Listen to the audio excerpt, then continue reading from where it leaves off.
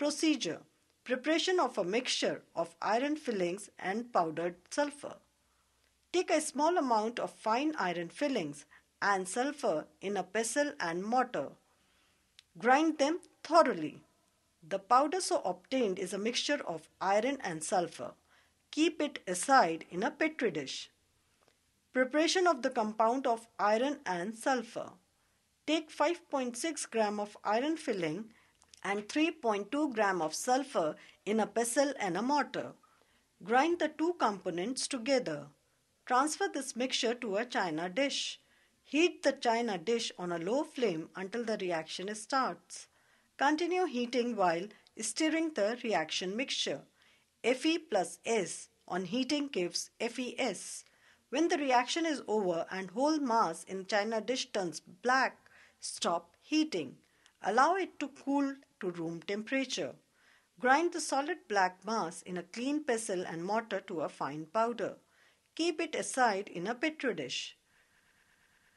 To distinguish between the mixture and compound containing iron and sulfur, perform the following experiments and record your observation and inferences in a tabular form.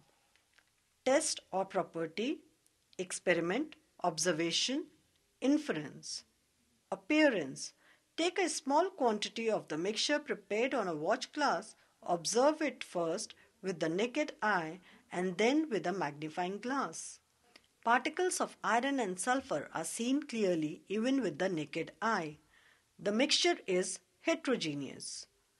Take a small quantity of the compound of iron and sulfur on a watch glass. Observe it first with the naked eye and then with a magnifying glass. The whole mass appears uniform in color. The compound is homogeneous. Behavior towards a magnet. Move a bar magnet over the prepared mixture of iron and sulfur.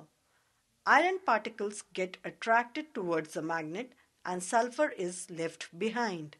The component elements of a mixture can be separated by simple physical methods.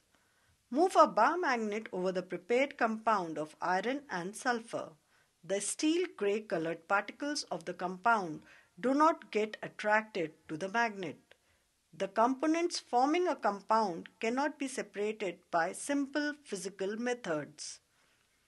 Behavior towards carbon disulfide. Take a little mixture of iron and sulfur in a test tube.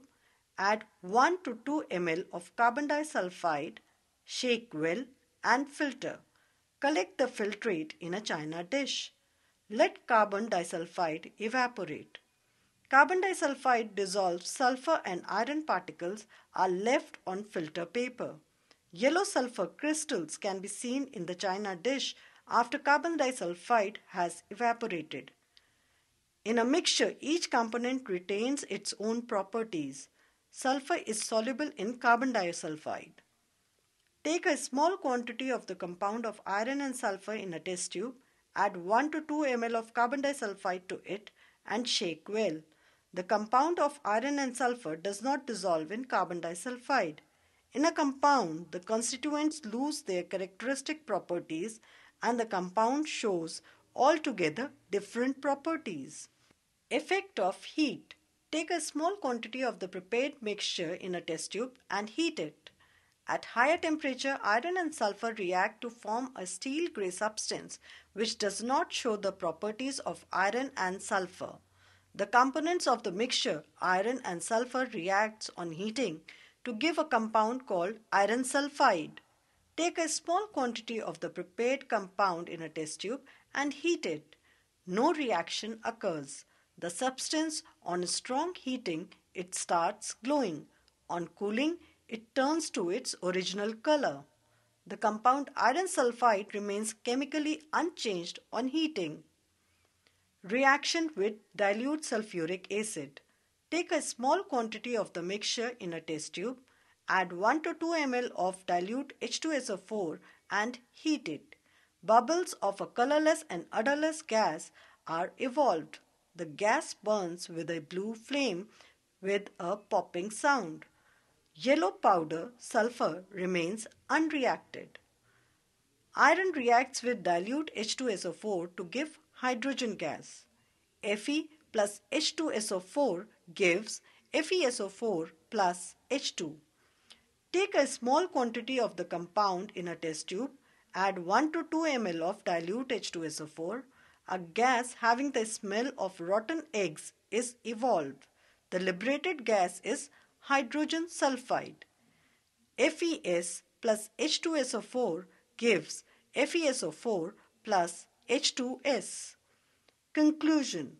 The following conclusion can be drawn from the experiments performed above. A mixture can be obtained by just mixing or grinding the various components together in any ratio. A chemical compound is formed only when the required components react chemically with each other. Each component of a mixture retains its property in a mixture. The properties of a compound are altogether different from the properties of its constituent.